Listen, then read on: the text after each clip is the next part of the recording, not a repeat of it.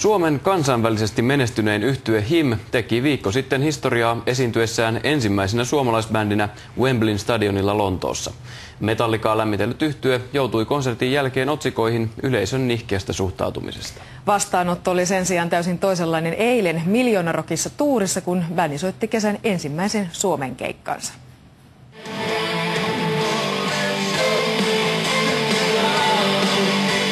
Buuauksesta ja banaanien heittelystä ei ollut eilen tietoakaan tuurin Miljoona Rockissa.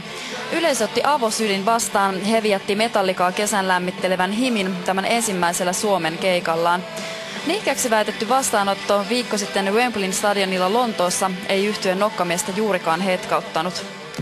Englannissa on yleensä ollut sellainen tapa, että ihmiset tykkää jostain bändistä, ne ei tykkää mistään muusta kuin siitä. Eli ihan ne aviomiehiä. Mutta ei se mitään pulloille, niin mä kuulin, että jotain, ei koko stadionissa saa vieraispulloja. Mä en tiedä, kuka suomalainen journalisti on niin hirveän huono näköinen. Loppupeleissä eihän meitä niin kuin ketun vertaa kiinnosta kriitikot, vaan lähinnä se, että jos meillä on mahdollisuus soittaa sanotaan vaikka 50 000 ihmiselle, niin ehkä siellä on 10 000, jotka saattaa jopa tykkää siitä, mitä me tehdään.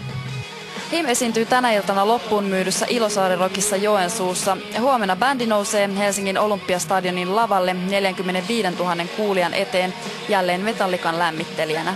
Ei, siis ihan kiva kokemus, että mä oon ainakin kuunnellut Metallicaa ihan pikkusta asti, niin on hauskaa, että istuu paikallisessa pubissa ja soittaa Vuorisen Tiinalle ja kysyy, että päästään stadikalle soittamaan. 2 tunnin päästä tulee puhelu, että mennäänkö Wembleylle kanssa. Ja hauska kokemus sinänsä.